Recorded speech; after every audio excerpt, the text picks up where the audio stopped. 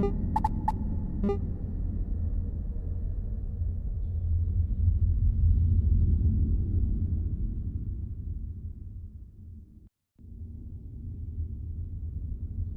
and welcome to Abiotic Factor. This is going to be the start of a series, and as you can see, I'm trying a new world. I'm just going to call this Full Game. Full Lead.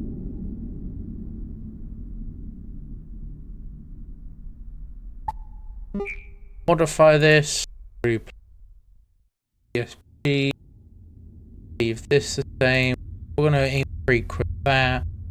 Increase refill rate. We're going to boost that. Off. That. Food spoil rate is off. And bridge supports. One. Truck support. Boost that. You know what? Let's see. Homeworld. Yep. Enemy spawn rate. No, spawn rate up. We're just going to reduce their health, reduce the damage they deal, damage deployables, detection speed, new fire. I mean, I didn't even mess with that. Hunger drain rate is off, all off. This is just going to be a simple series showcasing 1.0 version of the game.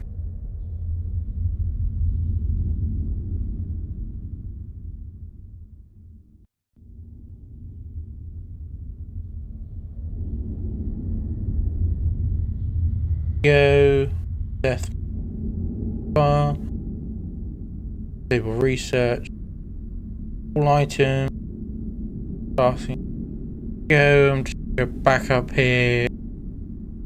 Turn that off. Right. Go back and we're gonna start the game. Go. Character saved. Oh well, basis. Great skills are progress of tier. Different server, visual locally. Job, okay. Lab assistant, which is renting sneaking strength. That. This, which gets me inventory space. That. Bladder. Right.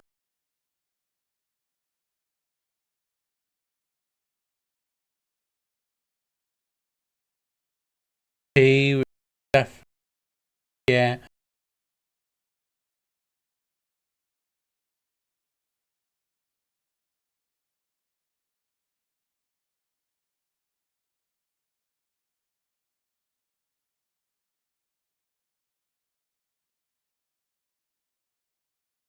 Four. Gardener.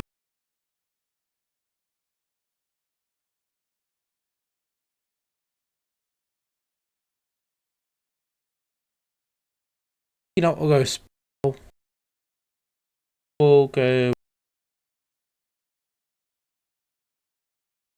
Let these traits. Of course, you always have to do this before starting a game or joining a server. I'm going to finish. Go through with that choice. And here is the gameplay. Welcome to Abiotic Factor. You do the tutorial. This will be the elevator you normally see in the loading screen, in the generic loading screen. I don't think we've met. And I'll just let the gameplay speak for itself for now. Ah, you're stuck here too, eh? I came down from level 8 for a coffee. Now I'm locked in here for God knows how long. It'll be those fools on level 3 overreacting again. Looks like Jaeger's locked out. Typical. See if you can let him in. Maybe he knows what's happened, but take your time. He's insufferable. Here we go. Given our first quest, open the cafeteria door. Now, sadly enough, this door is locked, so we'll have to work our way around. It's best to collect as much loot as you can, as early as you can in this game. I'll say that.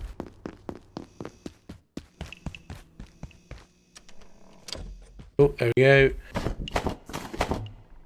Grab these items. Let's start with. Go. We've got a hat and a pair of gloves.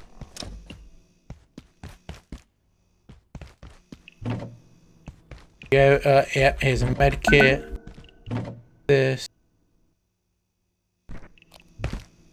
Medical supplies that are great for later. Injured. Yep. I'm going to collect all resources. Area. Start game. All resources will be for later craft tools, equipment, armor. Yeah. I mean, you have a tiny inventory to begin with, but best to collect what you can as early as you can. One of the things I'm going to do, go into settings real quick. Accessibility features. Just for this series, I'm going to turn these on. So, for arachnophobia mode, this will turn off certain spider-like elements of certain enemies. So, metaphobia mode, I don't know how to pronounce it. Any vomit-related visual and sound effects, not retroactive. Trypophobia mode will turn off any syringe-related visual and sound effects. This is just, I'll go with that and just a bigger text game. So go with medium subtitles, just so it's easier for people to gameplay. Go through this information. A couple of those. Yep. Like that. Like that. This. This. This. This. And we'll meet our first enemy. And that's how you defeat the first enemy. You can collect its corpse, but it is radioactive, so I advise against doing that at this stage in the game. There we go. A bit of lore, which I'm going to read out. I'll go through the Cascade Restricted Zone first. We'll start with what you get in the beginning. Gate PAL. My Gate PAL stores useful data and communications. Assuming it works like the ones at Springer facility, it'll be locked to my security clearance, so it only provides data for sectors I've got access. ECP. The sheer range of specimens and entities researched here at the Gate Cascade Research Facility means all staff must be familiar with emergency containment procedures. Power. One of the first things Gate did when it bought this ex-lithium mine in 1977 was install a completely new power and electrical system. Due to safety regulation, it only operates during daylight hours. I've turned that feature off, so it doesn't matter. Containment protocol. Gate operates several tiers of containment protocols. The lowest is Ordo, indicating an item, artifact, or entity is deemed benign or low risk and requires only basic precautions. There are several tiers above this, but I'll need a higher security clearance than Blue to learn about them. Who's watching? Sounds like someone is in the research division is conducting an investigation into security at Cascade. In this section of the tablet, here is the compendium, and it will go through information on all. This specific section will go through all registered entities you come across in the facility, and we'll start with the carbuncle designation tank. Containment protocols ISO 171A to be isolated by a perimeter cordon radius of 12 feet or greater at all times. No personnel may approach within 10 feet unless wearing full face and body protective wear conforming to GISP bioprotective standards at all times. All decontamination is required on all equipment exposed to IS 0171-A. Someone in the facility may know more about this topic. Further information. Do we have any information regarding sector? Not yet. Alright, we're going to face our second enemy here now. Going to defeat it as easily. There we go. I'm expecting to get a pop-up shortly about that creature. Take a moment, but it should come up. I believe this is the right direction. Yeah. Okay, there it is. I'll go into that now. So this one, test for IS 0173-A. Designation SANK. Containment protocols. IS 0173-A is to be separated from researchers by barriers a minimum of 8 feet in height at all times unless subject is sedated or dead. Acoustic baffling is suggested for all containment environments, and loud noises or use of power equipment is strongly discouraged. Subject is to be fed remotely. This entity is weak against blunt damage. There is likely more information about this topic. Negate email system. Unlock the other entities first before this information. I believe... Nope, this is the one I want to check first. We'll grab that. Loot there. We're going to click this as well. If every bit of lore I come across, I'll be reading out gameplay, just so I can cover all that the game gives out to the player. I'm not another screwdriver. I don't need it. I on my solo, but anyway, I'll collect some more resources here. There's crafting recipes unlocked. You can have a look at those. So what we've got so far is the bandage, which will cost 1 cloth scrap. We've got the boom bait, the new one, which will cost a metal scrap and a pressure gauge. We've got the crafting bench, which requires 4 duct tape, 1 power supply unit, and 2 any pipe. We've got the splint, which requires 1 bandage, 1 wooden plank, 1 duct tape. We've got the throw net, which costs 1 cloth scrap. We've got the chef's counter, which costs 8 wooden planks, 2 power supply units, 4 of any pipes, and 4 metal scrap. We've got the energy brick, which costs a power supply unit, circuit board, a tech scrap, a case fan, the healing syringe, which costs a test tube, antivirus wheat, and bio scrap. We've got the landing cushion, which costs duct tape, cloth scrap, and wooden plank. We've got paper scrap, which costs wood plank. Now, in generic gameplay, I have the feature turned off in my version. You would normally have to play a mini game to learn a lot of your crafting recipes, but because I turned that feature off, it's not in the gameplay. It's not an issue. Normally when you're starting up your first go of the game, that would be a feature you have to decide whether you want to keep in or not. I personally don't like it, but you can keep it if you want. I'm just going to read through this email entirely from this email address. Not really relevant. Hey Kintaro, I'm looking for a gift for a friend of mine who loves cooking. Any thoughts? They want to be a chef. Give them a knife until you chop it up. Can't cook it. Go along with that, and we get to learn a blueprint there called the Shiv. I'm gonna go look at that. It costs 1 pen, 1 duct. Shiv. Now we're gonna go into here, this new area. There's a couple of enemies out here. I want to pick up what I can here, and there's one of the enemies now. Ow. There's 2 or 3 around here, so I'm going to collect what I can. All this cloth scrap. Material tray, which will give me some crafting recipes. I'll look at in a moment. chef's apron, which I should equip. Going to equip, there we go. Another enemy over here. There we go, that's dealt with now. I have a frying pan and a tray. There's more knives dotted around here, there, and everywhere.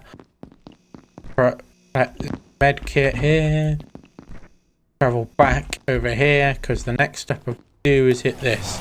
So I'm going to look at these crafting recipes that just unlocked. So we've got the water bottle, can be filled with water using crafting, which costs plastic scrap. However, several of these crafting recipes can only be done with the crafting bench. Cooking pot. Anything of blue I can craft on my inventory. If it's not blue, yeah, it requires a powered crafting bench to craft. A cooking pot makeshift. Cost 2 staplers, 3 metal scrap. A cushion chest plate, a big chest plate made of cloth, tape and stuffing. This offers 2 armor. This costs cafeteria tray, 3 duct tape and cloth scrap. Got the frying pan, which costs desk leg and metal scrap. This is a makeshift one though. Plastic shield. This will cost cafeteria tray, 2 duct tape and cloth scrap, and storage crate small. Will cost 2 wooden plank and 2 plastic. So hello, over here. I'm going to just do this, and then we'll let the characters do the speaking. Oh, you're new. Looks like that little pest damaged the power system. Can you get someone to fix it? But hurry, would you? I'm not enjoying standing around out here. It was hours last time, and I don't feel safe at all. Well, if you're the only help available, you should set up somewhere and sort this out. Yeah, with information there. I had to speak to him a second time just to get that information. I'll go click on that. There we go. Dr. Jaeger thinks it may need to set up somewhere to get to work. Fix this door for him. This food's like inventory space real quick. Go open this. Select item. Here we won't pick up the torch for the time being, but we will pick up all this useful duct tape. Alright. So this is the starting area. If you have power turned turn off at night, this video is relevant to you. And security demand we take our primary power network offline at night. All major power outlets are shut down, as well as most pathway lighting. However, if your research or study requires a source of energy during nocturnal hours, protocols permit the use of approved battery and electrical storage systems to power your projects when the lights go out. If you do plan on working late, please request a night pass from your supervisor. The facility is dark at night, and your safety depends on it. Now rest up. Every day is a new opportunity for science. Now, I will say, I will repeat what I stated there. If you plan to play this the original way this game was designed to be played, without modifying your game settings, like I have, then you would worry about that information. But as I don't need to, I won't. Craft this real quick. Cool. Have some inventory space, but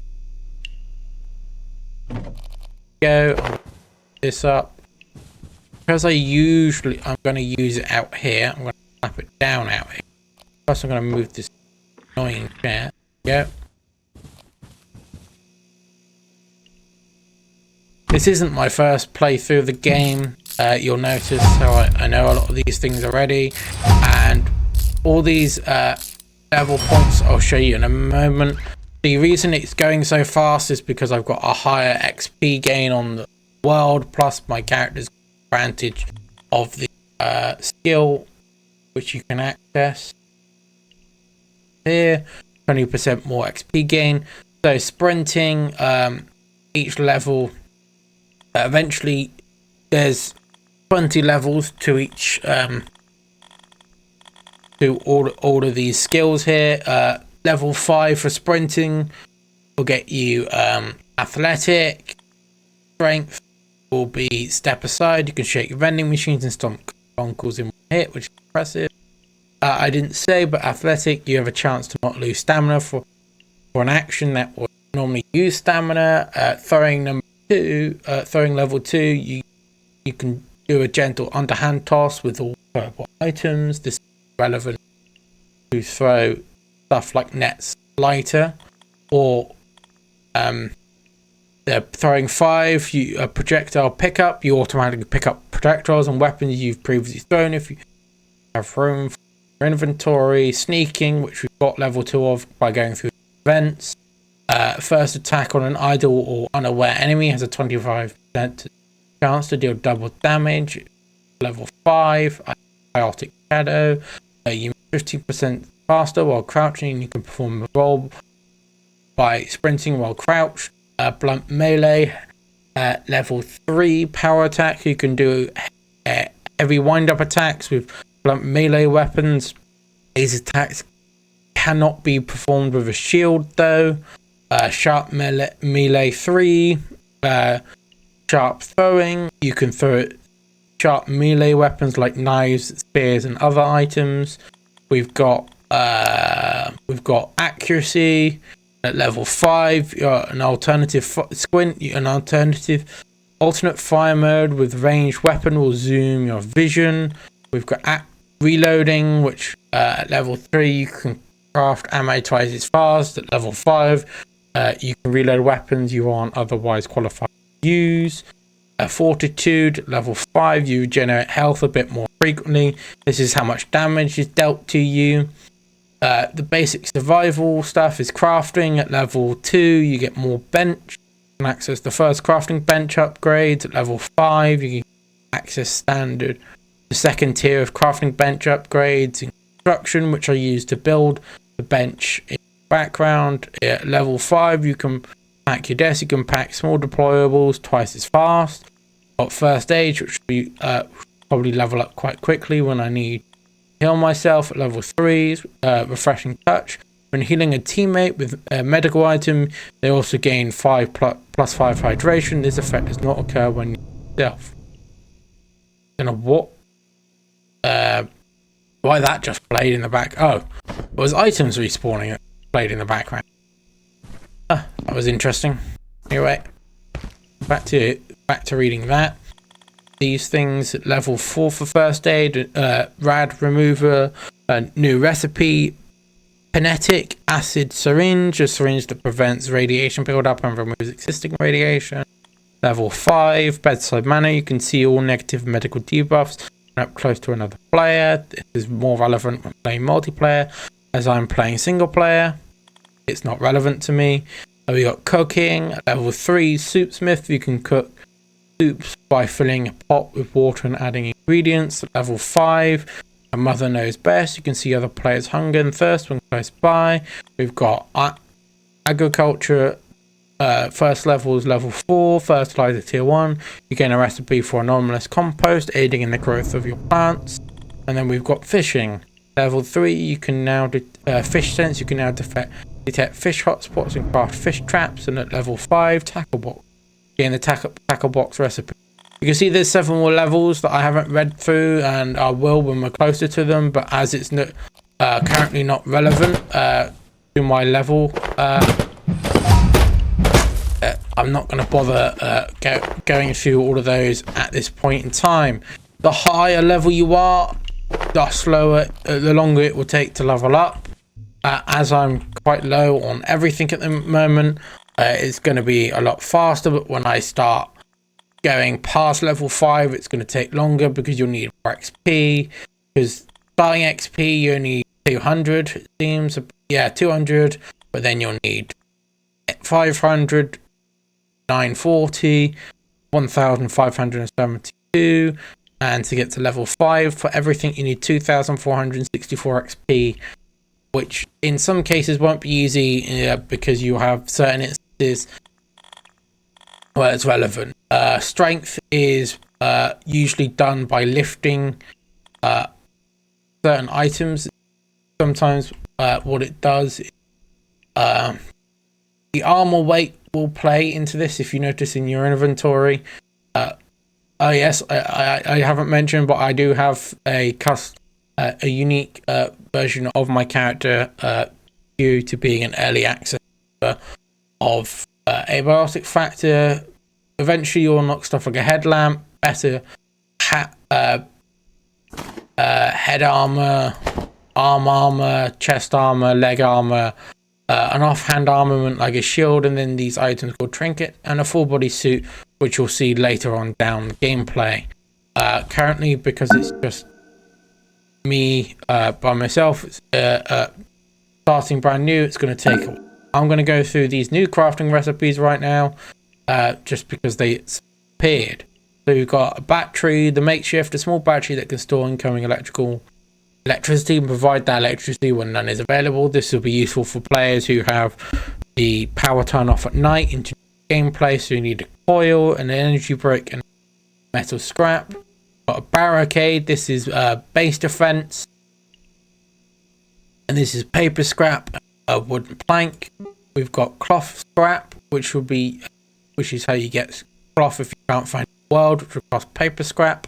Paper scrap is you plenty of them though, and it is more common paper scrap than cloth scrap. That's why it's a craftable thing, but you can also craft paper scrap, if you've got more wood than paper scrap. But duct tape, which is a useful item, because you can repair items in a pinch. You can use any glue, cloth scrap, and ethanol. If you see certain things that have two functions, that'd be two items, like any glue or any liquid or something like that. That'll be because there are alternatives you can access in the future. The makeshift backpack, which I'm going to craft, costs 2 scrap, 2 cloth, 1 pipe. This will increase my inventory size by 3 spaces. You'll find more backpacks throughout gameplay, which will improve backpack space. Eventually you'll fill this entire area, though the final backpack to get this full area will take quite a while to get to, as it's like a high level item. You've got the repair and salvage station, repairing and salvaging of items. This is crucial if you want to keep using certain items later on through gameplay, because items break but they don't disappear when they do break, which is useful. We've got 6 duct tape, 2 coils, an anvil, and any pipe. The anvil is not yet accessible to me, so I won't need it yet. I'm going to look here. There are, if you see here, if I hover over them, there are different sections for each area, because eventually this will become too filled with blueprints, so you'll want to filter by what you're looking for. And I need wood plank and plastic scrap before I can craft any storage, which I don't have currently. Anyway, I think I can craft an energy brick. Look, see, yep, I can craft an energy brick. Hurry! And there's going to be no spoilers for what's about to happen. Now. But yeah, you'll see in a moment what happens to this bugger. Get it open. Yeah, calm down. All right.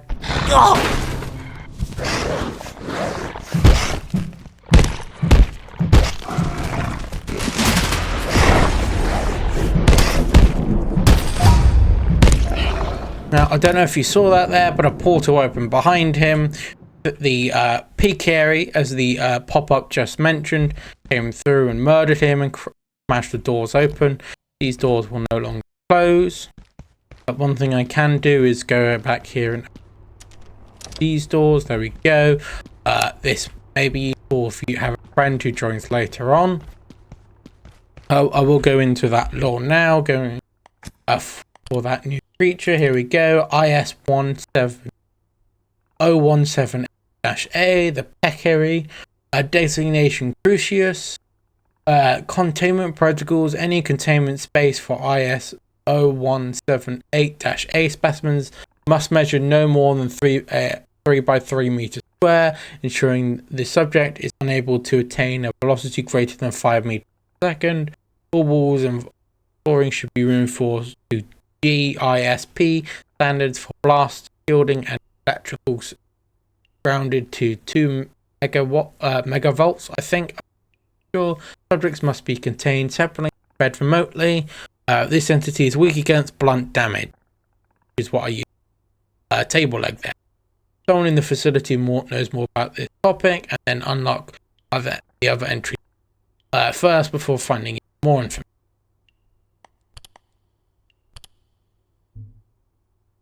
So yeah, I'm gonna go up here. I'm gonna be introduced. Attention. Enhanced security protocols are now in effect. Please locate security personnel and follow evacuation procedures. So I just came from the cafeteria. That was the facility's AI speaking, and now on to security. Hey, do I know you? Look, I don't know what's going on. They don't tell me squat on a good day, and this isn't a good day. But if the big voice says get out, I'd do what she says. Elevators are dead, so head for the main tunnel in manufacturing on level 2. There's maps over there. But me, I'm staying right here. So this guy is now a trader. He'll trade items, unlock them. He'll trade what we eventually unlock, because we haven't discovered it yet. For certain items we can see here, there'll be more later on. Right, well, another time maybe. But he does seem kind of obnoxious. I'm going to collect this map, which we can see in the journal of it over here for this area, and this is the office sector, and this is where we are. This is where we came from, the cafeteria. There's the kitchen there. This is where we set up base, I believe. This is back. Yeah, this is the kitchen here. This is the cafeteria area, and this is an area for access. These are the toilets. This is where I currently am at the plaza. We got stairs to a level 2. We got the security kiosk. We've got access to the tram, manufacturing west, manufacturing east, and level 2 and laboratory. We'll find out eventually. And yes, there is a map here which tells you this. And this item over here will recharge. Place a rechargeable item here to restore its battery. So when this torch, for instance, power, go there and charge it.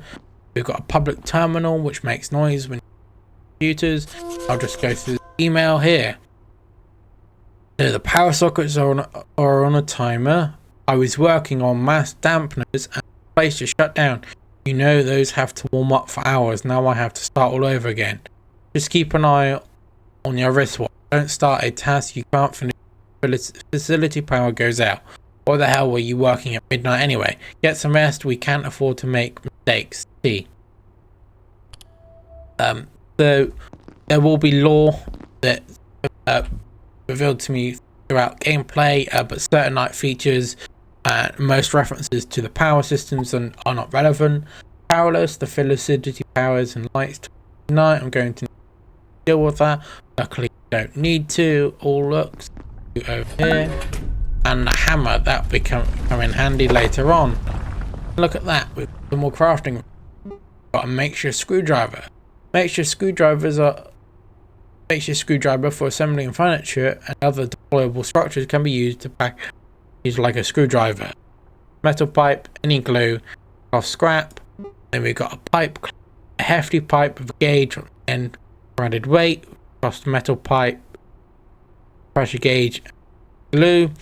I will say I don't understand the reasoning behind the screwdriver, but then again I haven't played the game, but in a way that I would be required to pick up or craft a screwdriver at any given time. I've always played this game with a screwdriver at hand at all times. I'm just gonna go here and see.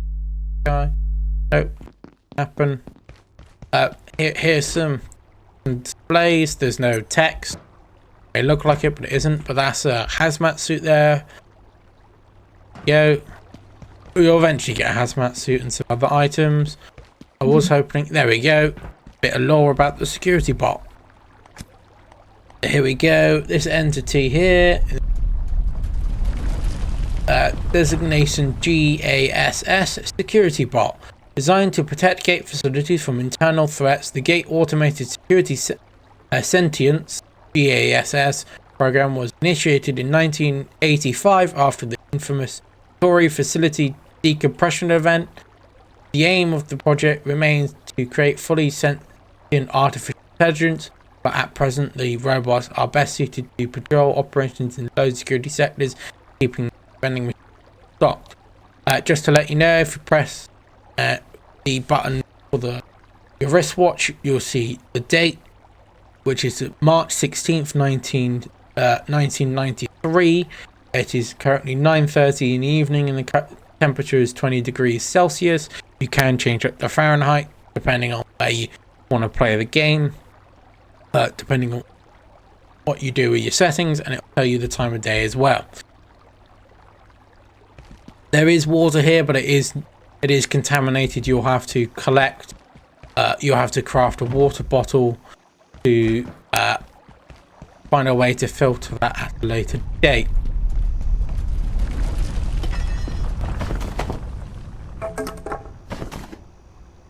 I'm going to do what I can now to collect resources related to crafting, because I want storage capabilities.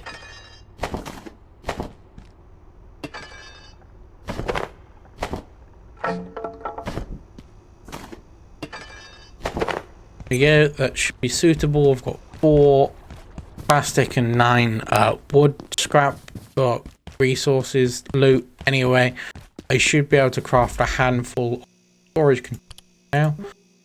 Craft 2 by the looks of it. There we go. Place those here. Sort of organized fashion. You eventually I'll end up using a portal world. The only available portal world at this point in gameplay, because I have that DLC as a beta game, an early access game owner, because I bought the game back during development, so I have access to the free items provided in full release from a couple days ago now. Anyway, I'm going to run around this area. There we go. Sector, here we go. There we go. The office sector is administration and management. The office sector is the Gate Cascade Research Facility, main center of operation. Comprises 12 levels as well as several repurposed silos. Once used for storing gas, water, and ore, these immense spaces now high perforation research system. Couldn't get my words out there. Go. These. I should not be fighting like this. Smart. I'm gonna go back downstairs and craft me a shield because they've got some form of defense. Maybe a chest plate, but can. Let's see what those cost. Weapons. There we go. Gonna pick that. Cost. Let me just split these items off. 1.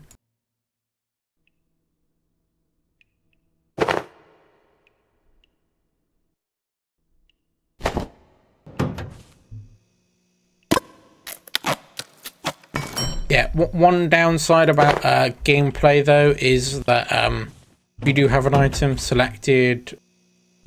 If I pin a recipe to my HUD, so I can see like I just did there. This pin does not go away even if you have crafted the item. It is a slight disappointment, but you can can just click the button to do it. And later on, there is this button which will be relevant if you've got multiple recipes on your system at once. Clear them dead. I'm going to change to slightly better protection there. I've got 2 armor and I've got a shield with about 240 durability. So I've got basic protection now. So we've got some combat. Time to fight what's in the sector. I'm going to go over here and open these doors, because go around and open doors like this, 'cause it's going to be useful later on. Take shortcuts. Always useful to open doors and you have shortcuts. But so travel around if you've got shortcuts. So make use of the ones the facility provides if you can. You can see there is a stamina bar there. It will be relevant. You've got to be keeping up, really. I'm going to just go around the general area. So this sector here, you can hear some strange sounds. Requires me to have a keypad, class 1 clearance. So this requires hacking because I do not have a key card of that level of clearance, and I can access the current paid DLC for the Portal World. Now I can go up here and show you. So if you follow the signs, there's a security sector, a data farm, a server room down there, and a wildlife pen, that big door. Now up here at the security sector, this person here, which I'll speak to. I thought I was there, but I'm still here, am I? I'm here, but she's there? I have seen death here. I locked it in with everyone else. Am I there too? We can't go this way. You don't want to. So there we go. We got a general note. It seems that some sort of traumatic event happened in security sector. This is why her mind is not functioning correctly.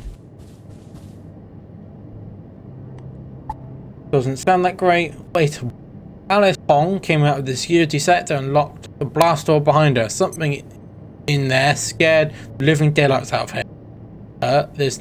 There's no way through from this side. Perhaps that's for the best. Yeah, that's all I'll say on that for now. I'm just going to keep exploring the facility. So this has got the data farm and a kitchen.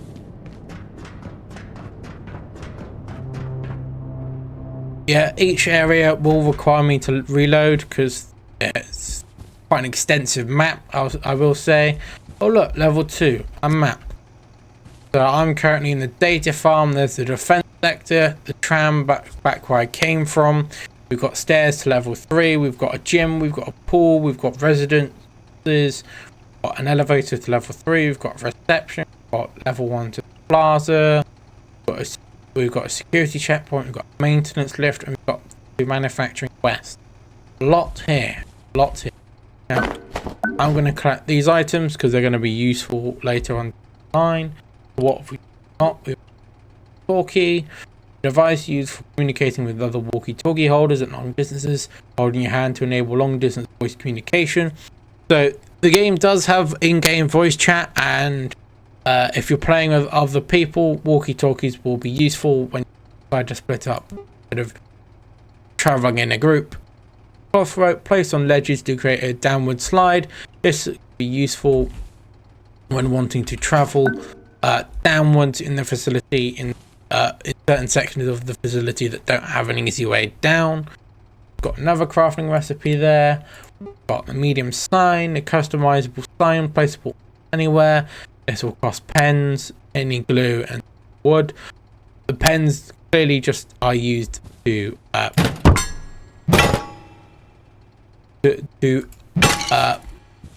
use the sign. There we go. We've just got some more crafting recipes there because I collected material. So now we've got glass test tube. We've also got access to, yeah, this is another one that came in the glass, is the wall torch from the foil, which I picked up from the monitor. Get the plug strip, which allows you to the plug strip is useful because it allows you to connect multiple devices to a single power socket. Can be mounted almost any surface, so this can be mounted on the walls, the ceiling, the floor, anywhere you want really. You wouldn't put it much else really. The portable stove, thanks to foil, a portable and deployable stovetop with 2 cook point tops. This is like the stove I collected my original frying pan from.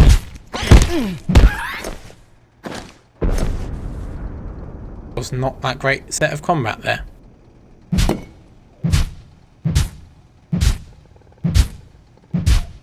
There is if you see this 51% chance to break items. Eventually this will reduce to a point not very reasonable, but the chance to break it on the package means every time you try and downsize an item that you haven't placed yourself, there's a high chance of the item breaking, like it would destroy the item.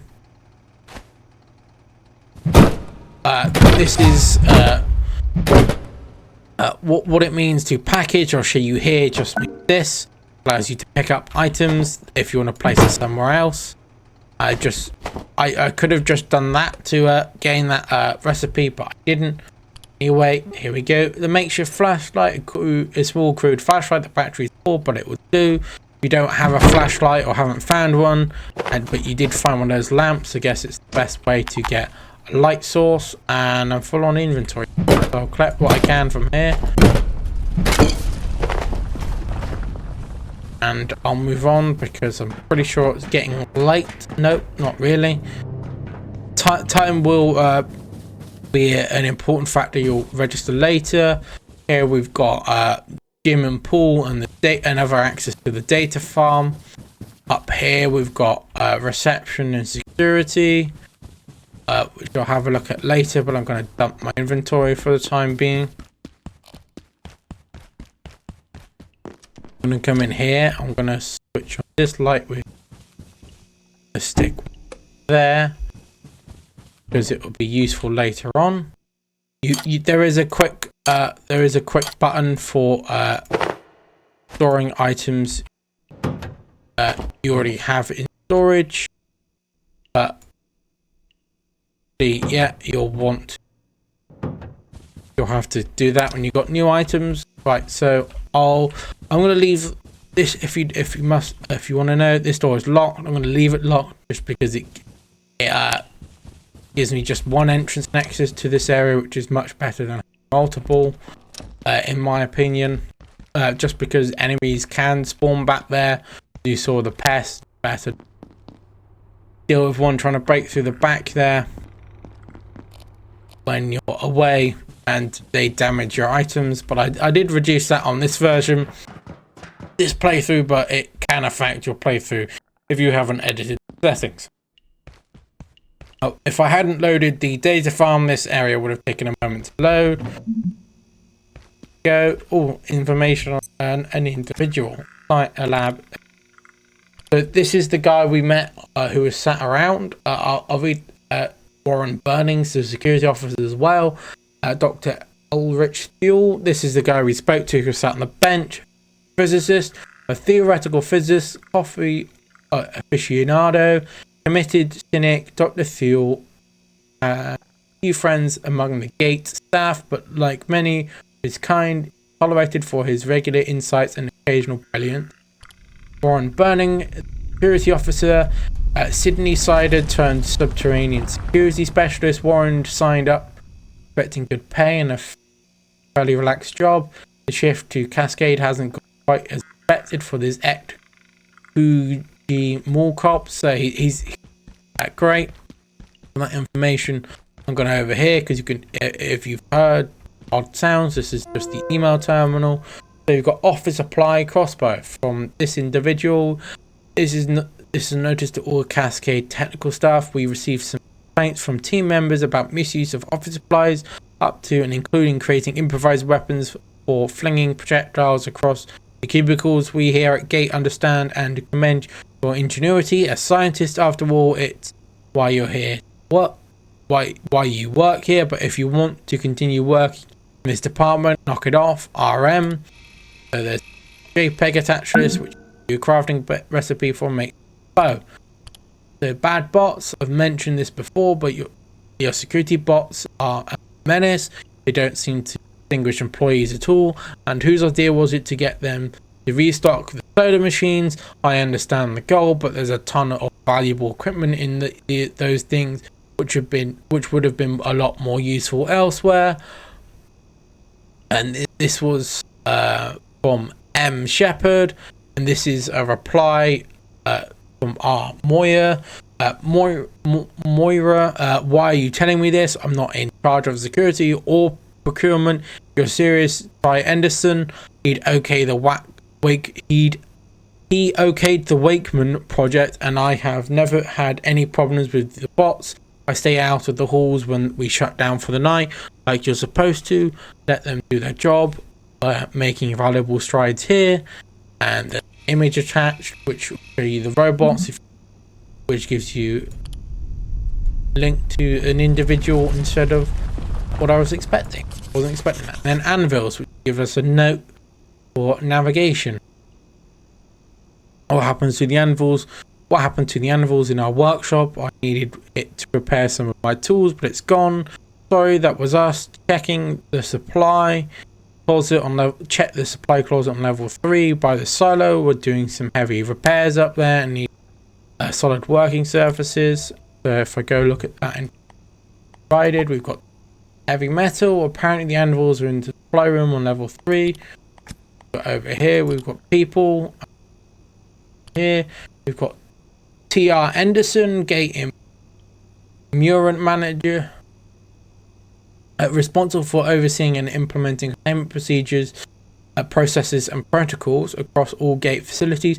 Anderson holds one of the organization's key positions. Dr.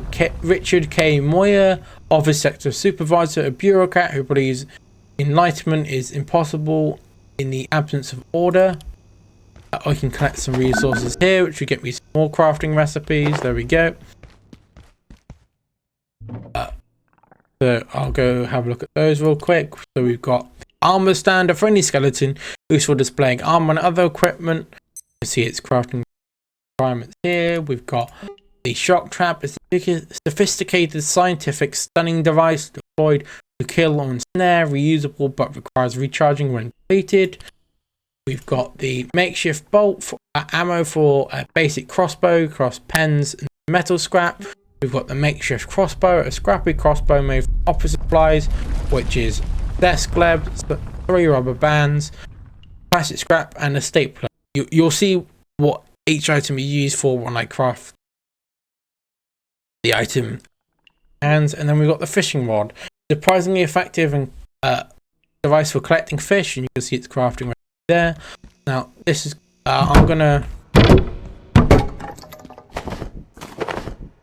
let this interaction play out, right? I thought they were coming to help, but they weren't gatekeepers. They started shooting. I wasn't trained for this. I'm just a receptionist. I heard their radios, something about level 3. I'd stay away if I were you. Oh look, a slightly larger backpack. Put that real quick. Unlocked another 3 inventory slots on top of the 3 we had added earlier. Hide somewhere, but not here, all right? Close the door. I heard their radios, something about level 3. I'd stay away if I were you. That guy's a coward, but did I get some information from that guy? Not by the look of it. Anyway, yeah, he's just hiding in the janitor's closet. The gatekeepers, here's a bit of information from them. Hey, Brainiac, remember where you are. The Gate Cascade Research Facility is a gatekeeper operational zone. Gatekeepers are friends but give way to operators. Personnel in the facility are expected to risk, including physical harm. Basically, if you get in the way of a gatekeeper, which is basically the Gate Cascade Research Facilities, higher level security force, more the special security force, you'll probably get injured for it. Here we've got a data farm. In that direction, the Biolab D. We've got the office. We've got the security office over here. There is a security section there. So when you get that effect, you've got to bandage yourself. Yeah. So there is a security section here by the looks of it that I'll need to back into, and it does look like a ladder. This is, I'm assuming, the biolab here. I can only guess. So the data farm's that way. Another section like a map, vending machine. Yep. So this is biolab D here. The items to collect. Ooh, some tomato seeds. That may be useful. Got some soil bag. More tomato seeds.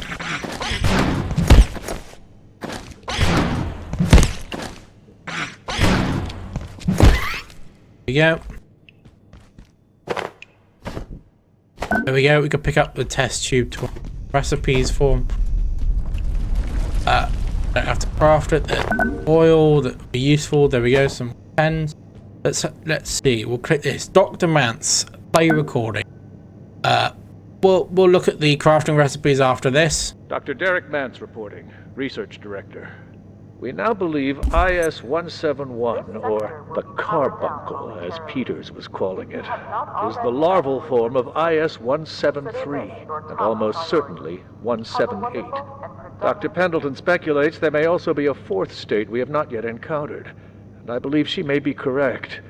If this is correct, it is an extraordinary shift in our understanding.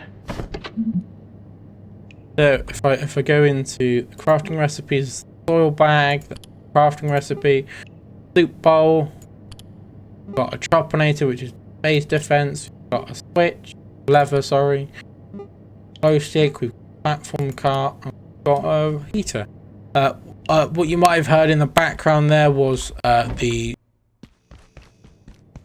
facility's automated voice warning me that the power is going to turn off soon, so I've got to keep in mind of that. Yeah, got a new blueprint here. This is for the makeshift chest plate.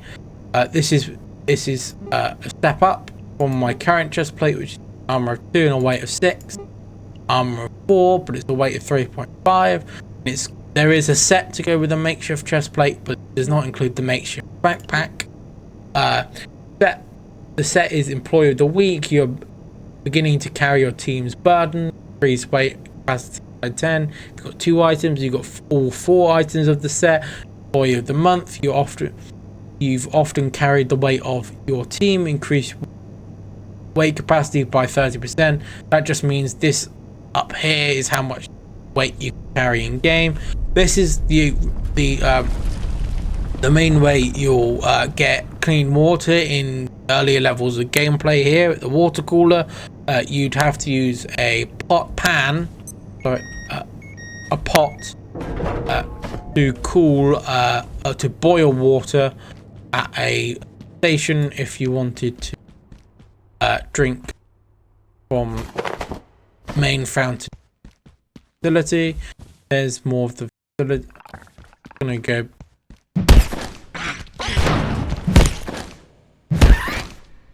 Right, so this is new to me. I have been around the facility before, as I've stated, but I haven't seen this before. Interesting. Anyway, sector hours 9 a.m. 6 a.m. to 9 p.m. automated security outside times. We've got reception, residences, gym pool, data farm, and biolab C. That just loops back around back of here. Over here, we've got some stuff here. We've got an office, sort of office space in there. We've got flooded office space here with no window. I could jump through, but it's electrified. And this here is a locked door, which I believe is access to the residence. Judging by all, yeah, residence. Mapping. More medkits here. I haven't had a need to use any of my medical supplies so far. Vacant perforations will be resetting in 3, 2, 1. Reset complete. That information will be relevant at a later date, and I'll go over it then. This seems to be some floating object which appeared before my eyes, which plays an audio. Oh look, this is a bit unusual. A co-worker we can feed. I have nothing to feed him with, but it's to be an individual dressed as a standard scientist called co-worker. Unique. Opinion, yeah. Because there's different loading for each zone, you'll see some, if you're on a lower performance system, lights, the whole area won't update immediately. Time between day and night changes, but will eventually update.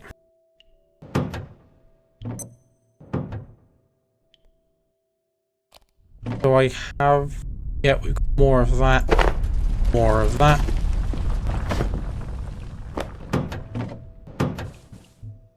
Craft several more storage crates.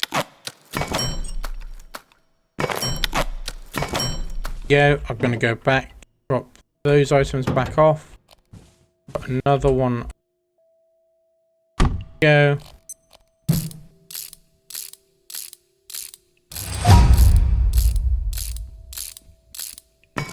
You will need screwdrivers in your inventory if to package items. You want to move your base location eventually, or collect furniture for your base to spruce it up a little. You will need a screwdriver in your inventory to be able to do that. I always get the fanny pack upgrade because I permanently getting 2 extra hotbar slots, which I always leave a hammer and a screwdriver in, because of the hammer, as it says on its tip in the corner there, is to repair furniture, which is useful. You've got furniture that takes damage. Usually happens during any base attack. But I'm going to leave those items in there. I'm going to what I can there.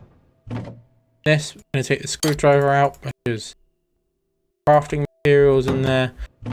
But there you go. We've got more storage if we need it later on. Oh yeah, there is a coffee machine here. By the looks of it, food in that microwave which you can access. It's daytime again. There is a sofa here which you would regularly sleep on in generic gameplay. You'd probably have to share it if you in regular gameplay, because of the sleep mechanic, which I have turned off. I've got, but if I go into this here, this is my health section, which you can also find in, across here from your inventory. The well fed means that and this bar doesn't move. That's because my character doesn't get hungry.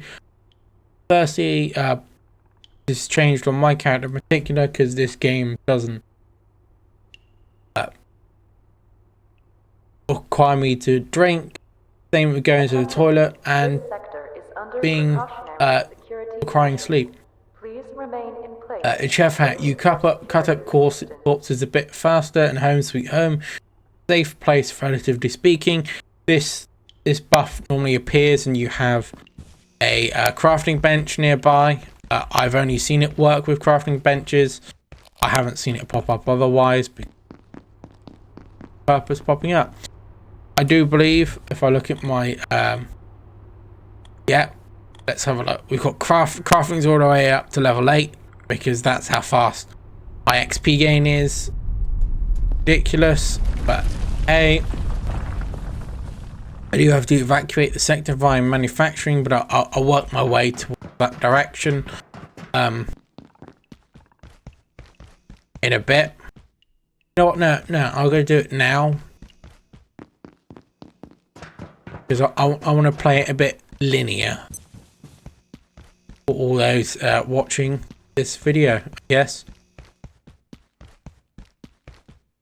I'll make the gameplay as linear story goes. So I'll come over here, do this. The soldiers came through. They locked down manufacturing, wanted information about the silos on level 3. They weren't gatekeepers. They were something else. I couldn't tell them anything. But if you can find a power cell, we can use a forklift to open the door. Get out of here through the surface tunnel. Yeah, I will check that in a moment, but I will say I haven't said this earlier, but I should have done Abiotic Factor, which is this game is based off the Half-Life franchise. It's why the artwork looks like this, even though this game is made in the Unreal Engine. And you must know the Gate Cascade facility seems to resemble that of the SCP Foundation, with their designations and all the jazz around how the facility functions like one of the SCP facilities in that franchise. So you'll see some similarities here and there, and I guess I can say gatekeepers, which that guy mentioned, are the Abiotic Factor's version of the MTF, Mobile Task Forces from SCP. I'll just check this journal entry. It does flash in the top corner if you have information research. We've got military in the facility. The wounded forklift operator told me to find a power cell so we could use the forklift to open manufacturing. He also said there's military units in the facility, but not gatekeepers or regular army. Got another thing up here about people. Dr. Derek Mance from the hologram earlier, director of research at the Gate Cascade Research Facility. So, if you must know, comparing this to SCP, the security like Warren down there is the genetic facility on-site security system. The gatekeepers are a mobile force who only appear when something goes wrong in containment on at certain sites. So they don't stay here at the Cascade Research Facility and gate other facilities. That is a bit of lore I'm letting out there, but hey. Dr. Derek Mance reporting, Research Director, Gate Cascade Research Facility. Originating in Antiverse 2, IS-171 is a stationary, sessile entity that traps its food with a retractable tentacle. The experience of being caught is rather like being attacked by an angry pizza. It presents no real threat, but leaves an enduring, not entirely unpleasant smell on anything it touches. Suggestions for possible applications include perfume, industrial scents, and olfactory-based crowd control weapons.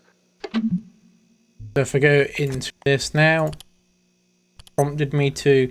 That was more information provided on the IS 0171-A, the carbuncles. It has been nicknamed by Gate staff members, originating in Antiverse 2 IS 0171, the stationary sessile entity that traps its food with a retractable tentacle. Although highly aggressive, the creature is more of remembrance than threat to larger prey, so when we face the entity ourselves, it would do a tentacle at us that would try and drag us in, but that's all it would do because we're too large for it to deal any effective damage. We've got a crafting recipe during that. We are not rubber band ball, which is a throwing dart. Simple throwable blade, but unlikely to survive the journey. So this is a pen wrapped around with some rubber bands, give it a bit of a grip, which is given a blade through a piece of metal scrap, which is, I'm assuming, glued in place. Just looking at the model shown the background there. You get 8 of them for 1 craft, which is really good, seeing as it's extremely cheap with 1 of each of those items to afford that. Now, but if I go back into my journal real quick and read this, we have to find a way. I've yet to reach level 3, but at level when I reach level 3, I'll find more information that I require regarding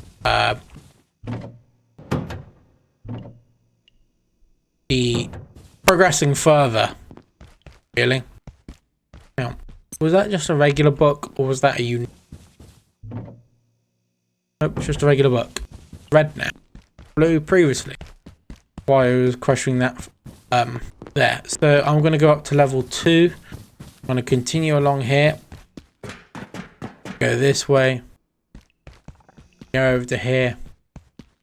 And you'll notice this soon. Look at it. Here, the executive office and silo access. This button doesn't seem to work right now, so the elevator to those 2 locations is currently inaccessible due to the door being stuck.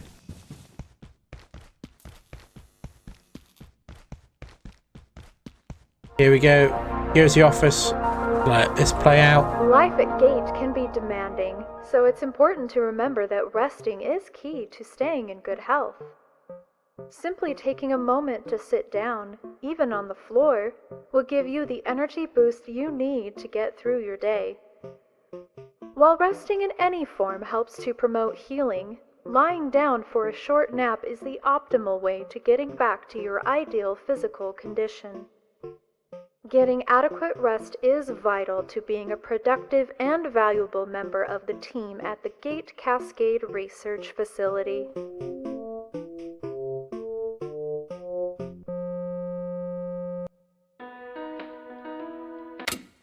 I'll most likely collect TVs later on gameplay, but what that's saying is you should sit down or lie down on surface, sit down on the floor or lie down in standard gameplay, because you can tire out and you'll need to rest to recuperate some of your tired level. Affects your stamina, I believe, if I remember correctly. Bit of gameplay I had with those systems turned on. You got a door control module, requires an energy.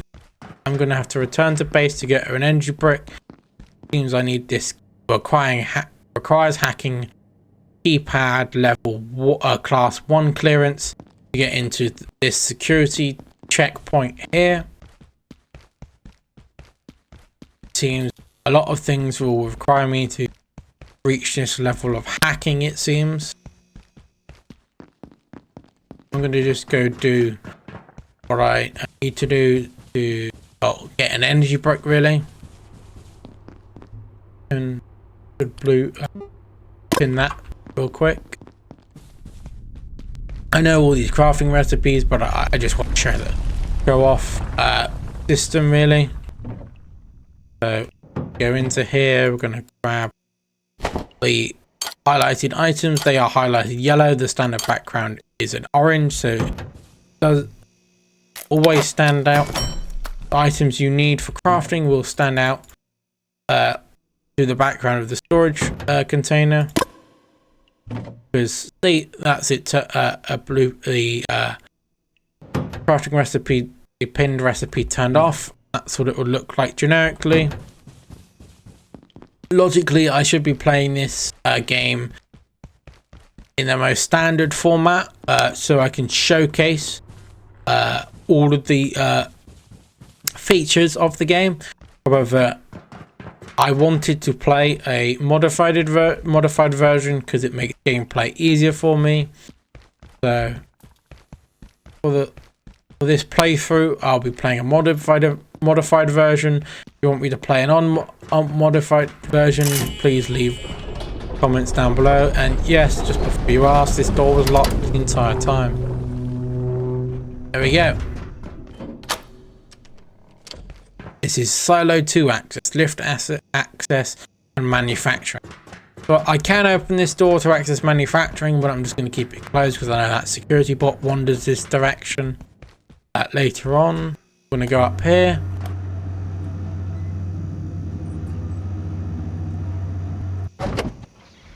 So we're going to see something interesting now. You can glance it through there, but that seems to be something going on. So this is level 3, but currently it's locked, so I cannot access. So we'll go through here and we'll have a look. So this guy in a hazmat suit seems to be killed by some spikes, and this seems to be the culprit. It says it's Exor. So let's have a look at this information, and here it is. IS 0184-A Exor, designation Crucius, containment protocol. All containment facilities for IS 0184-A requires grade 4 impact shielding and or grade 5 blast dampening in accordance with GISP ratings.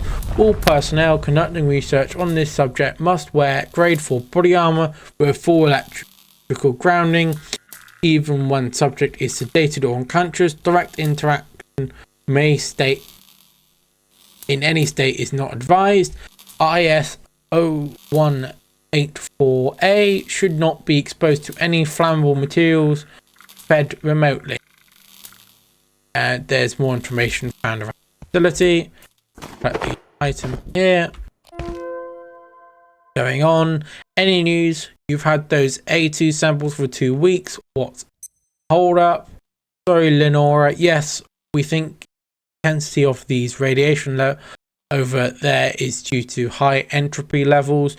Energy just dissipates faster. We're giving everyone iodine tablets to counteract the radiation conditions. But there's a problem I can't figure out. The numbers don't add up even with the higher entropic content. There's excess energy coming through the gateways. Right, I'm taking the tablet too. It keeps most of it off though. As for your gateway problem, I'll tell Sergey. That's what therefore please copy me any updates. Go click this. There we go. That will Dr. Susan Tengu. Doesn't add up. I've been analyzing the fluctuation from the last preparation with Susan. It's like there's energy entering the system from somewhere else. We've discussed the parameters, Sasha. They're within bounds. That's why we run tests to figure out where they're housing and shielding properly. So you'll have to define what you're seeing. The only reason you have data is because Lenora went and got it. Don't forget whose neck is really on the line here. All of our necks on the line. It's this sense. Lenora knows very well that I appreciate her work. I'm going to check over here if there's any items. The looks of it. Did I get a bit more lore there? There we go. We'll go into here. There's people. Susan Tengu, temporal physicist, discover of a new hyperliminal a form of bosonic matter she hopes to name the Tengu-Kon. There's more information on her around the facility, and this is one of the. I'm going to take these items here. So Cascade, we go to Antiverse 2A, take Iodine, Howl, return here safe, the Cascade, Howl, Temporal Tethering, Dark Lens. So what this chamber is, these silos are housing for portals, just best guess information. You'll find orbs like this one around the facility, which teleport you to an alternate dimension. We'll go here. There we go. So slowly go through here. Collecting can. Go. Yeah, this is one of the Exors. I'm going to battle it because I can.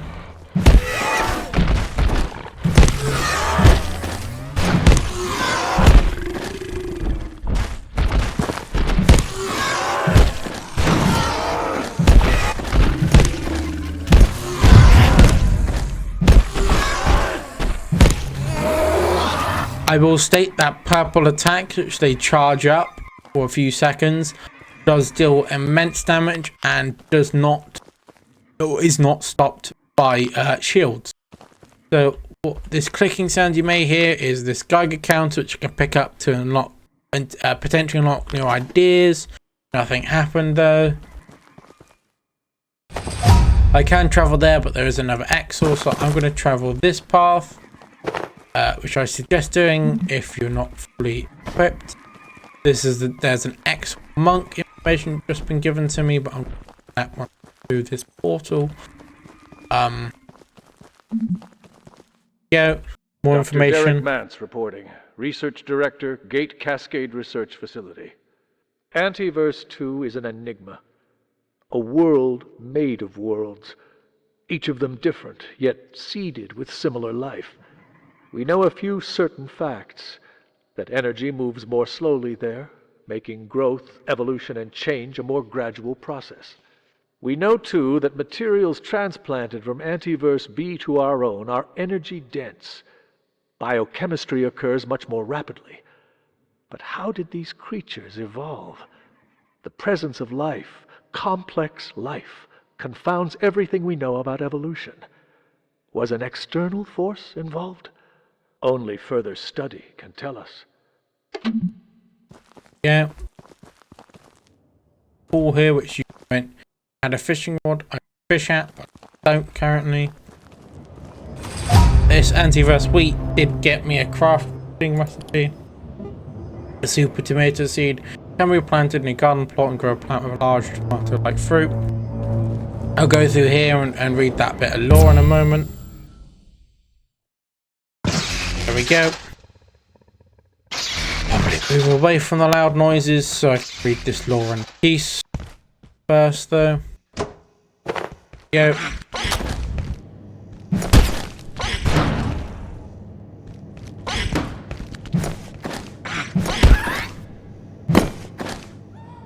I did unlock the door to go back to where I just came from. Alright. Bit of lore I can read here is registry here.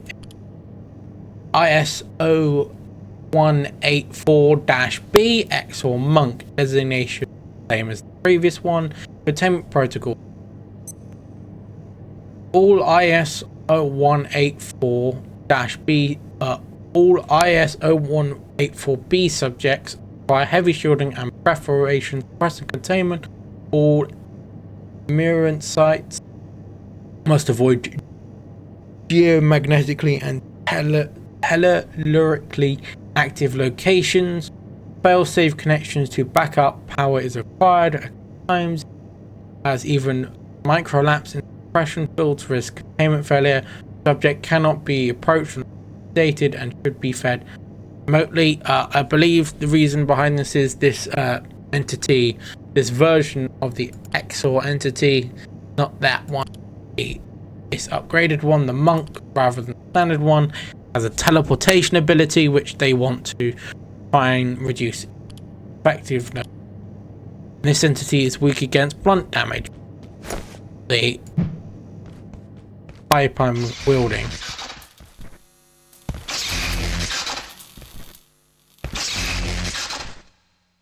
There's this over here, which is I can set my respawn point at, so I'm going to do that. Check-in approved.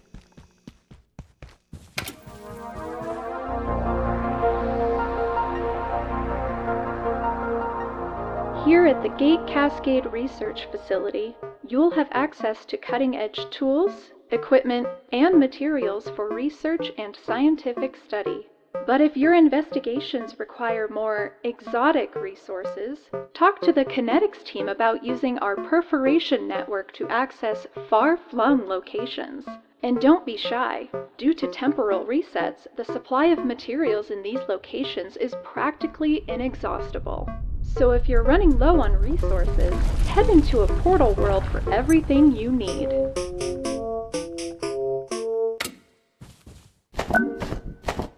Yeah, some more crafting materials, another backpack there. What else I can use? I'm gonna take a level 3 map there. Now, location, we Antiverse 2A, Far Garden. In accordance with transluminal modeling, Gates' second perforation experiment grounded itself in one of the largest bodies of mass. Antiverse 2, unfathomably old part. Now, I will just check on that I just picked up. So this is the level 2 map here. This is the level 3 map.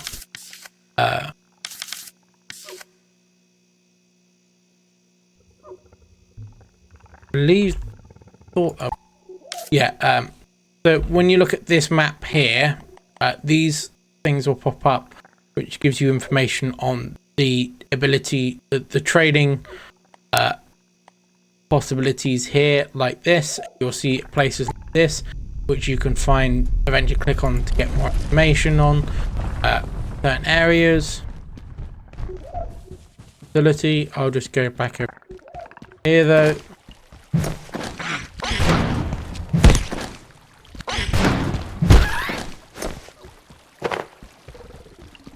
Yes, I should collect the resources from over here. Part of information. The resources I need over here.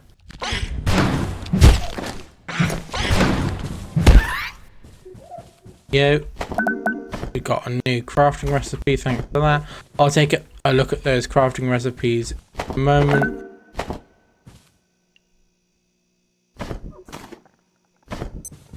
I do have an effect at the moment. You might see particle effects called hydroscopic. Your body is absorbing moisture from the air, slowly slowing your thirst for a while. I believe that's because I went through that portal world. Antiverse 2A there. There is an Antiverse 2B as mentioned by Dr. Mance. He's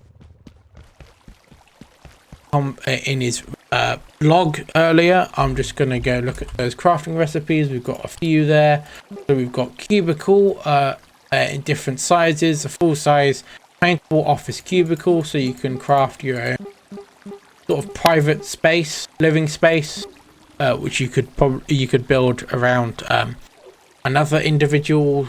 If you were playing with multiple people, you can make your own livable cubicle spaces, which is nice.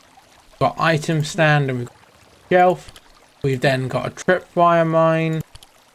We've got makeshift arm wraps, makeshift helmet, and makeshift leg wraps on magazines if I want to craft this stuff. We've also got a bridge and a ramp, small ramp, and a wooden bridge. Now this elevator I can take down in a moment. There is a room up there I can eventually access. Damn security door. So this door is broken, so you'll see it acting a bit odd here, but I'll speak to this lady here. I don't understand it. The systems locked us out. But I'm not leaving without my data. I could lose everything. I'd never get a Nobel Prize. Then I had an idea. I worked on the security bots. Their CPUs store access codes. If we salvaged some, we could make something to hack the door. What do you think? So, that individual who does sound kind of obnoxious, event like this has just given me access to a computational brick, purpose-made CPU housing used for crafting electronics, a little brain inside of them, and it requires a security bot CPU. We can get that creating security bots, controller, which will require that brick, an infrared emitter, which will require a computational brick, and a LCD screen, which will require a computational brick. Those three items: controller, the LCD screen, emitter, used keypad hacker, clearance device, a clever device for hacking high security keypads. You'll be able to hack clearance level keypads. Nice. Check the blockers for items. Yeah, she does seem obnoxious for the event we're in, really, but most of these people are unaware of the full issue taking place.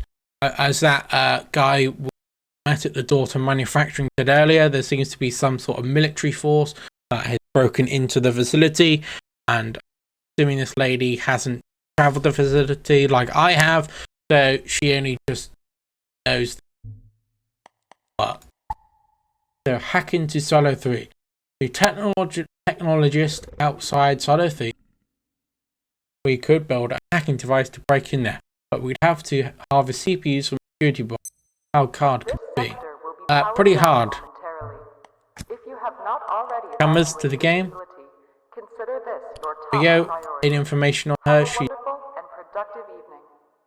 She's a senior data scientist, protege of Martin Hellman of MIT. Dr. Mayfield went on to pursue a computer science doctorate.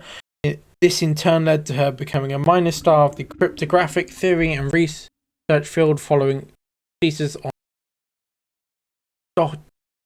stochastic isolation of random initial vectors. I'm going to do my best here with pronunciations. It's not going to be great. One thing I will say, voice acting in this game is amazing. All the automated voices, female voices, seem to be voiced by the one voice actress who does the facilities voice acting and the acting for the videos on the TVs you can find around the facility. But several people were given an opportunity to voice act throughout this game, it seems. Here we go. Oh, no. I usually encounter an enemy in here. I seem to get prepared for an enemy. Oh, there is one back there. Anyway, I'm going to collect this anvil now. There's another one in there. That's useful for crafting the repair bench. I'll probably want later on. There is a room up here. It requires a level 2 clearance to get into, and a way to jump up there. Currently do not have access to, and we'll take the elevator back down to level 2 and return back to our living space here near the cafeteria. I'll flashlight out so I can see, so you can all see. Travel the facility. This guy just keeps appearing, so I'm not going to question it for the time being. But yeah, if I was to wait around for a little bit here. Here, there you go. There's a security bot going on a patrol. He doesn't come up the staircase from what I've known from the gameplay previously, but I don't know if that changed with the recent update. day. Waited around really that long after the update. I played my modified version of the game, a later version of the game, so I couldn't say what happens with that guy later on. Right, I have a look at crafting something useful. I always opt to make to defeat these security bots at a faster rate is this. Far more useful. Anything else? And stuff break. Fire.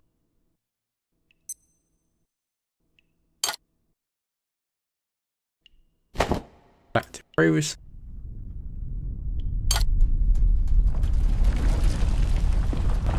Was the last?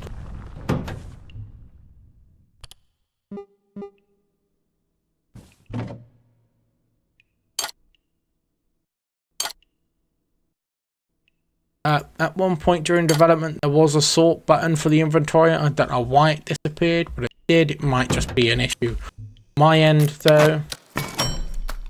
But I believe I do remember seeing reference mention other people who play the game to sorely missing the inventory sorting feature, which is a bit disappointing. But hey. Now I'm probably lying on the sofa for now because it speeds up daylight cycle, so I'm just going to lie down here. I'm just going to ignore that beeping. Eventually you'll hear some beepings like that, occasionally, which will be time speeding up because each beeper is an hour, and waited it would make this video a lot longer, and people probably want to see me take on this security bot in a moment. So I'll do that, and I will show you the video. And I will show you, we did just get a crafting recipe for a makeshift bed. A simple bed that's comfier than a couch, but not much more than that. Can be used as a respawn point. A sofa is one of these big sofas, the 2 or triple sofas like this one or 2. I used to craft it, though in the model I have no idea where that disappears to.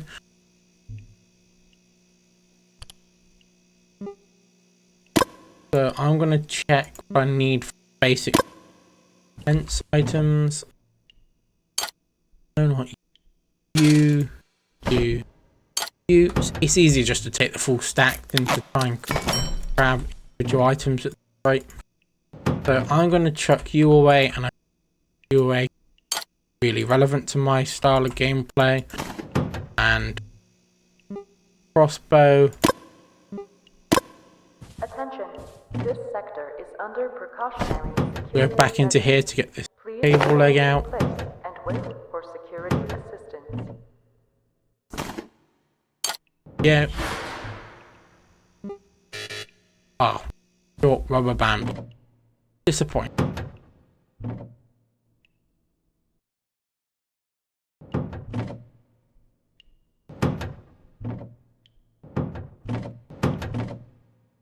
Yes. Meantime, then, hairbend. Don't believe I can though, because no, I've got enough. Had one of the foils board to craft hairbend, but it's can. Go. It isn't necessary to have more than one hairbend during gameplay. Beginning, if you want to set up multiple bases, you would be required to find more anvils to create more hairbenches. Or just move this one around. More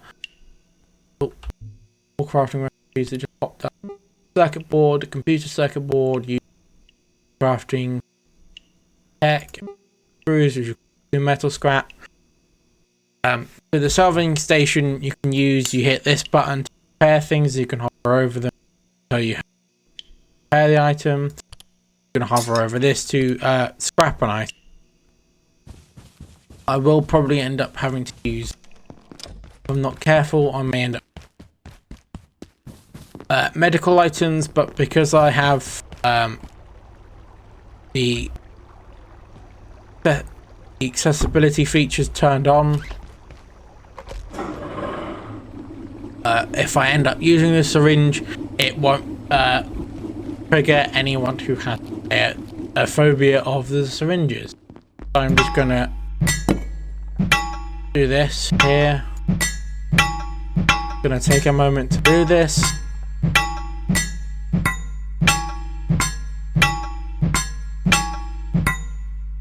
There we go. Gonna do that.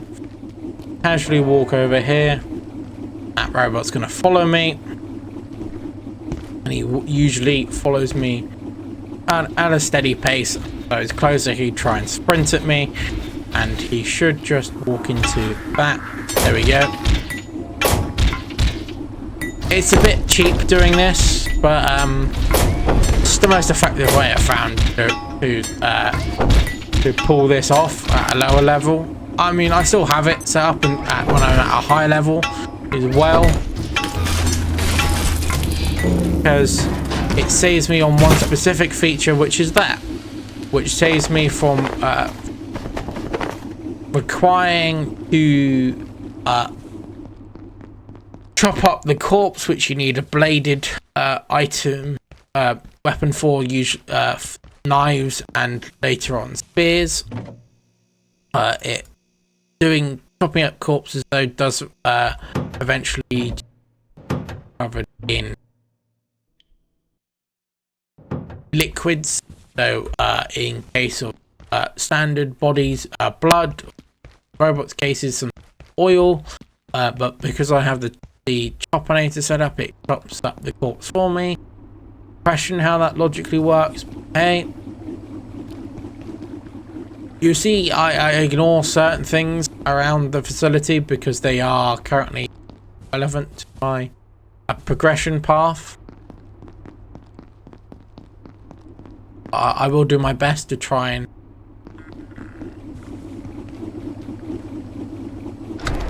ow, damn it, not bad. I will do my best to show my higher gameplay process throughout the earlier levels here. Well, through the full game, but this video will be the first couple of hours of gameplay for the lower level stuff. So I'll probably get to getting the keypad hacker, and then probably going to the portal world and showing that off, because that's a DLC item. The DLC thing that you get, I got for free as an early access member, but I'll probably show that off and move my base there. That'll probably be the end of this video. I'll record and upload the next video afterwards.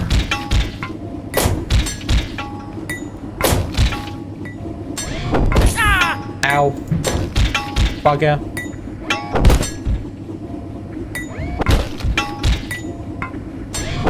I do like the choppinator because in most cases it do the stagger attack,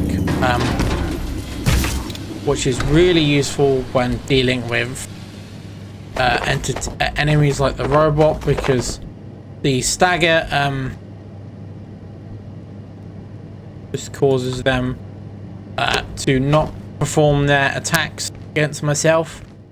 This method probably does work in generic gameplay, but you will have to account for the damage dealt by the robot, the security robot.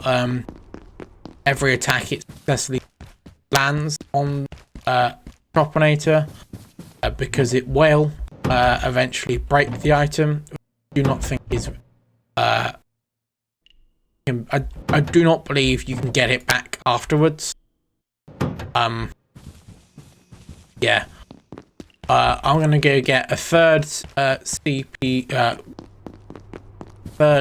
security bot for now. I'll show you where that is. I didn't show you when I was there earlier because I just rushed through the area.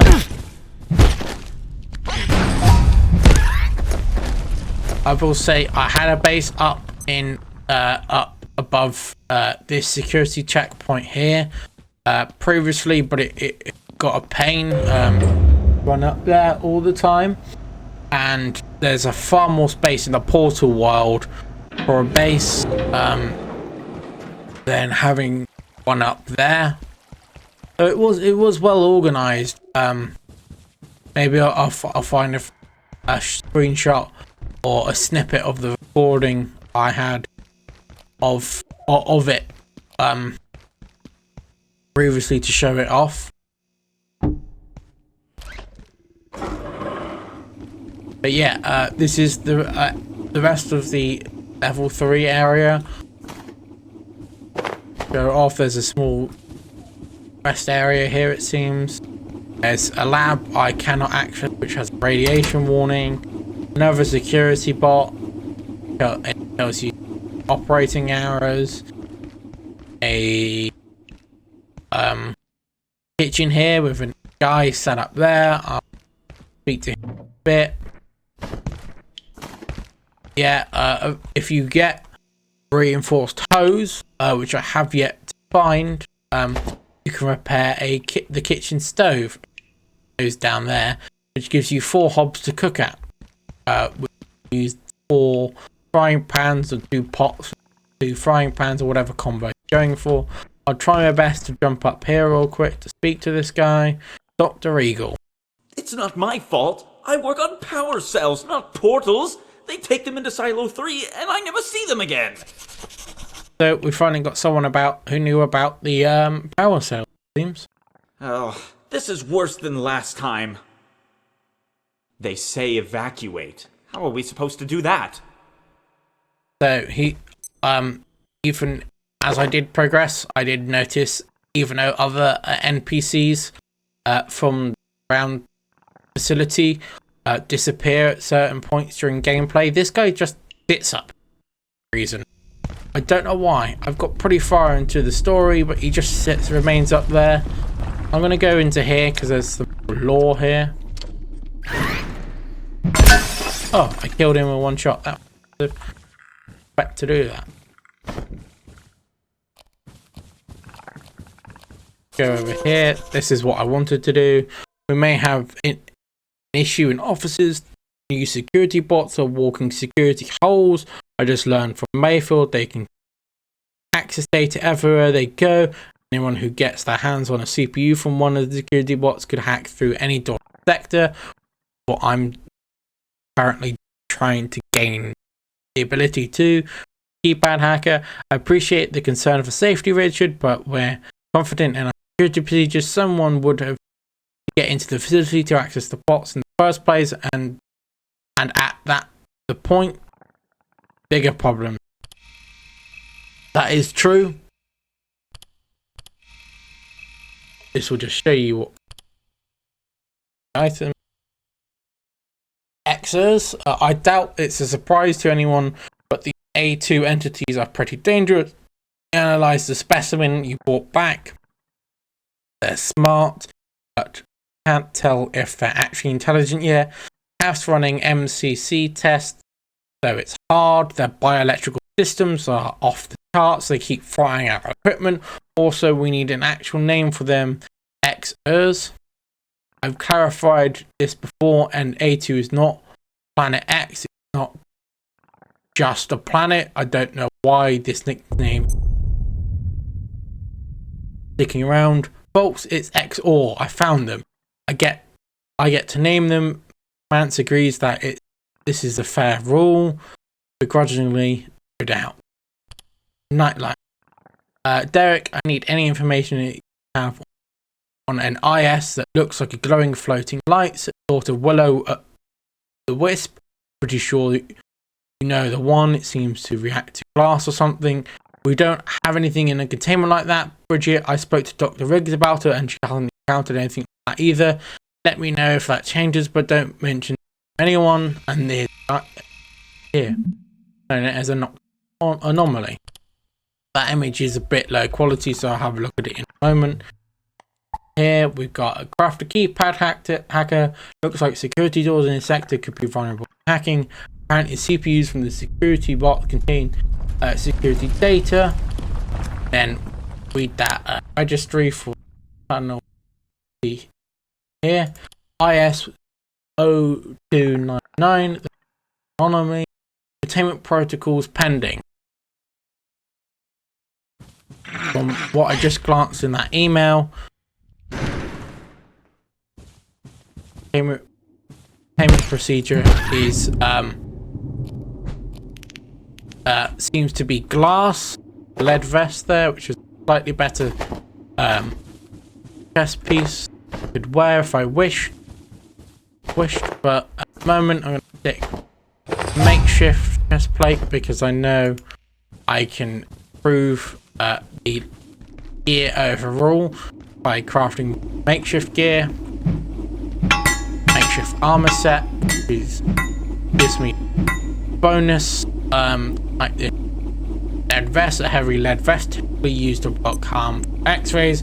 Greatly reduces incoming radiation, so there's no point wearing it because I don't expect to come across radiation again unless I went back to anti-2, which I shouldn't need to do. This is going to be very short travel time for this combat event.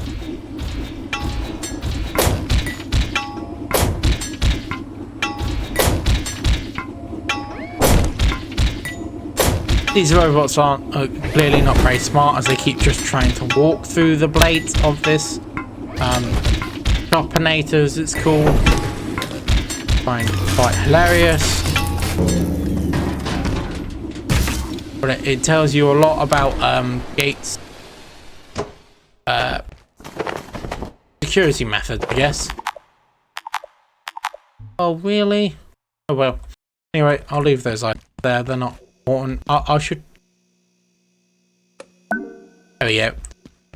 Do that, because that gives me a new crafting recipe, which is makeshift spear. Spear assembled from the office and kitchen supplies. Standing lamp, kitchen knife, best phone, duct tape. From what I know, the phone is used to craft a handle. Duct tape is used to craft a grip. The knife is the blade. Placed in where the bulb sits on the lamp. Shade is dropped. Don't know where these excess resources end up disappearing to, because they always disappear. But hey, it's a video game. Things disappear in video games all the time. Just a feature of video games. Can't really say much on disappearing items like that, to be honest. Now video games, really. I will say though,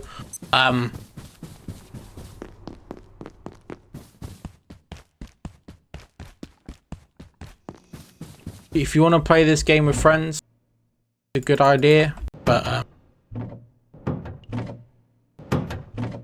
in my position currently, I ain't know nobody I can play with, so I currently don't play this game with anyone because I ain't got no one to play the game with.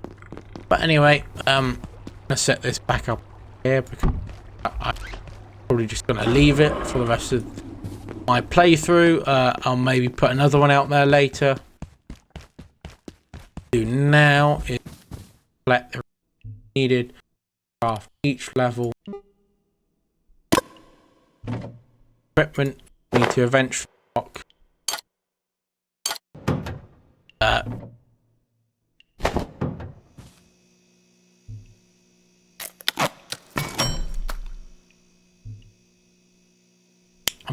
More of a circuit. Know where to get those. I need a lot of those. Go collect circuit boards real quick.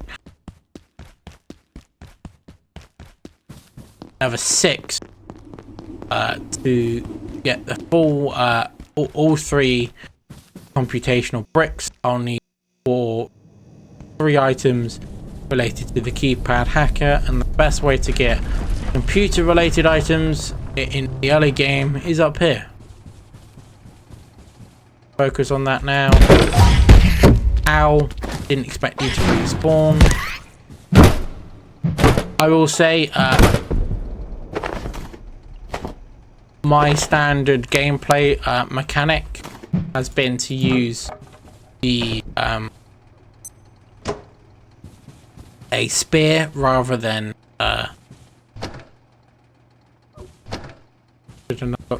rubber bands. Actually, it's to use a spear rather than a club, a blunt melee weapon, just because it seems to work in my head a lot better for combat with a shield rather than a club. But I guess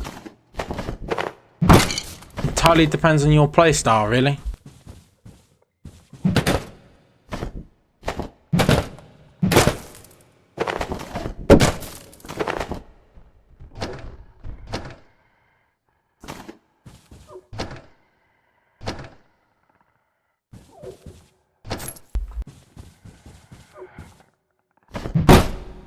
I have to destroy 2 more, one more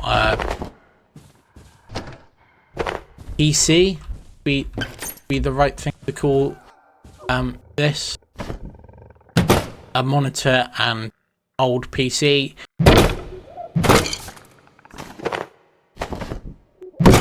To get the final circuit boards. There we go. My crafting. I will say it is kind of ironic to see 1980s computers when playing on a modern 2000 era machine with modern monitors. It is quite ironic, I will say, to see low-end technology from early periods of computer technology.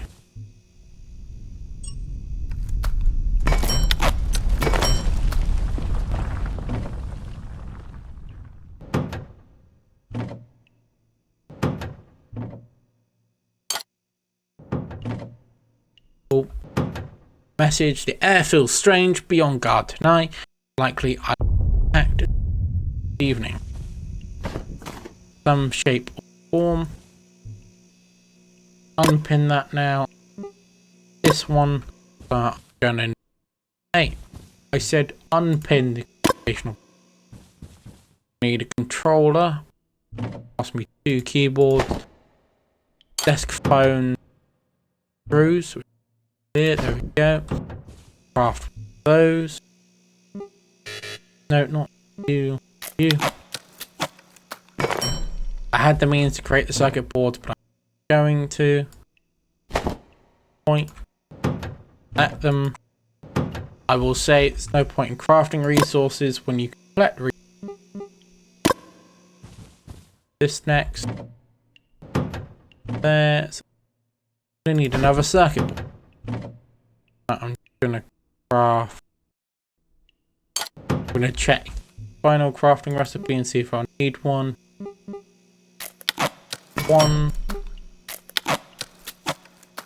That. Unpin that now.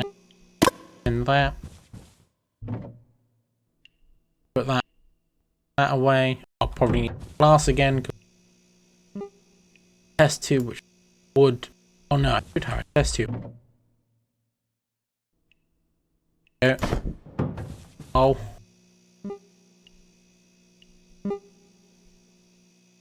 Bios. Should have some. Where? Oh. Should have bio scraps. Where'd it all go? No. Where's all my bio scrap? I had a bunch killing low level enemies. Where'd it all disappear to?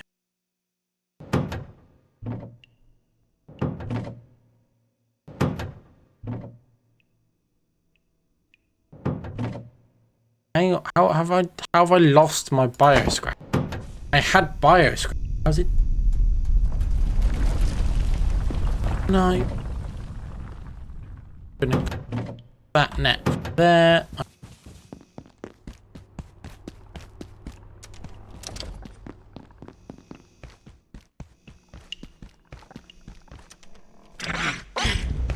Go. Oh. Out. Collect that.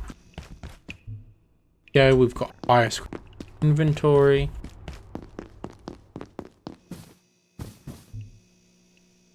Those back over here, and I do this. So on next grab through. Grab that next. Craft that. And this is not of section. Unpin that and craft this. Go, I could go into hit in my inventory, take the keypad hack here in the hacking device. Clever device for hacking security keypads should be able to clearance level 1 keypads. Hastily improvised piece of security spoofery. No less impressive for it. It is an impressive device. Go show off what it's capable of. Opening here a security door access over here. That will be the end of my video. After I open the door and show off what's through here. So here we go. We wait for the door to open. Go. And this is access to the portal world. This one is marked by a tree. You'll see why in a moment, but you'll see 1, 2, 3 more portables possible here. Go down. There's another collection about, is that 1, 2, 3, 4? 4 there and another 4 here. So clearly the devs hope to have at least another 11 portal worlds in the future, at least, just by what's implemented in the game so far. And here we are, the portal world. It's known as Tori location. So this is clearly a Japanese spot inspired location. Got somewhere here which has got a power socket. Got multiple Tori gates we can run through. There was reference in one of the emails to a containment situation relating to Tori, but as far as I know, the portal worlds do not have entities that spawn here. Generically, here's the main living space. The best place to build your base is a great big Japanese house. We get some furniture items like this. We've got a zabuton, which is a cushion. Kotatsu. You sit here. There is I roughly know the pronunciations because I have watched some anime, but I'm not an expert. And there's some cultural relevance to these items. Not deny that. We got tatami. I'm assuming I'm pronouncing that right, but I'll just say this: I'm a white guy, so no guarantee that I am, because I have no idea how to properly pronounce most of this stuff. I'm a British dude. It's not going to be easy. I struggled with French. Required languages for me to have learned in this country. I did horribly at it. Anyway, yeah, there's stuff like this. A Tory bench. I have no idea what cultural significance this item has, but I won't do anything stupid like jump on it because, you know, I don't want to offend anyone. There's also this area out here. Then leads to fire. Would probably be a nice spot to end the video. So I'm going to say thanks for watching. This is my first episode in a series for the Abiotic Factor game after the 1.0 release. There'll be more videos in the future. I'll say this. I'm going to only say at the end of my videos is like and subscribe if you want to see more of this content. Thanks, guys. See you next time.